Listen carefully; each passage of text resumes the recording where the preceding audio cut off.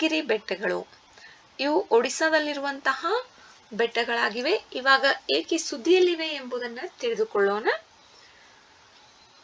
ಇತ್ತೀಚೆಗೆ ಒಡಿಸ್ಸಾದ ಮಹೇಂದ್ರಗಿರಿ ಬೆಟ್ಟಗಳಲ್ಲಿ ಅನಿಯಂತ್ರಿತ ಪ್ರವಾಸೋದ್ಯಮ ಯೋಜನೆಗಳ ಬಗ್ಗೆ ಪರಿಸರವಾದಿಗಳು ಎಚ್ಚರಿಸಿದ್ದಾರೆ. ಆದ್ದರಿಂದ ಮಹೇಂದ್ರಗಿರಿ ಬೆಟ್ಟಗಳು ಸುದ್ದಿಯಲ್ಲಿವೆ.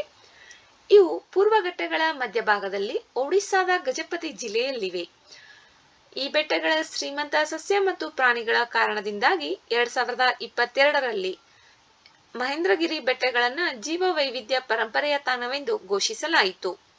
ಇದು ಮಹಾನದಿ ಮತ್ತು ಗೋದಾವರಿ ನದಿಗಳ ನಡುವಿನ ಬಹುತೇಕ ಮುರಿಯದ ಬೆಟ್ಟಗಳ ಸರಪಳಿಯ ಭಾಗವಾಗಿದೆ.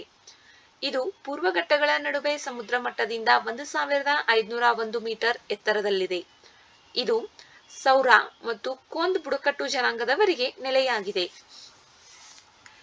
1348 ಜಾತಿಯ ಸಸ್ಯಗಳು ಮತ್ತು 388 ಜಾತಿಯ ಪ್ರಾಣಿಗಳನ್ನ ಈ ಮಹೇಂದ್ರಗಿರಿ ಬೆಟ್ಟಗಳು ಈ ಪ್ರಾಣಿಗಳಿಗೆ ನೆಲೆಯಾಗಿದೆ.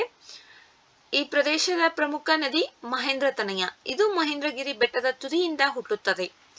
ಈ ಪ್ರದೇಶದ ಸಸ್ಯವರ್ಗವು ಉಷ್ಣವಲಯದ ವನ ಮತ್ತು ಆರ್ದ್ರ ಪ್ರಧಾನಶೀಲ ಅರಣ್ಯ ಶ್ರೇಣಿಯ ಉಪಸ್ಥಿತಿಯಿಂದ ಗುರುತಿಸಲ್ಪಟ್ಟಿದೆ.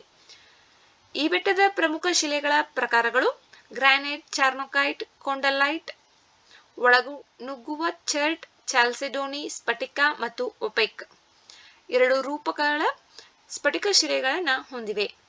ಈ ಸ್ಥಳವು ಪಂಚಪಾಂಡವ ದೇವಾಲಯಗಳಿಗೆ ಯಾತ್ರಾರ್ಥಿಗಳನ್ನ ಆಕರ್ಷಿಸುತ್ತದೆ. ಮಹೇಂದ್ರಗಿರಿ ಬೆಟ್ಟಗಳು ಇಲ್ಲಿ ಅನಿಯಂತ್ರಿತ ಪ್ರವಾಸೋದ್ಯಮದ ಯೋಜನೆಗಳಿಂದ ಇಲ್ಲಿ ಪರಿಸರ ಹಾಳಾಗುವುದೆಂದು ಪರಿಸರವಾದಿಗಳು ಎಚ್ಚರಿಸಿದ್ದಾರೆ. ಆದ್ದರಿಂದ ಇದು ಸುದ್ದಿಯಲ್ಲಿದೆ. ಸೌರ ಮತ್ತು ಕೊಂದ್ ಬುಡಕಟ್ಟು ಜನಾಂಗದವರು ಈ ಮಹೇಂದ್ರಗಿರಿ ಬೆಟ್ಟಗಳಲ್ಲಿ ವಾಸಿಸುತ್ತಾರೆ.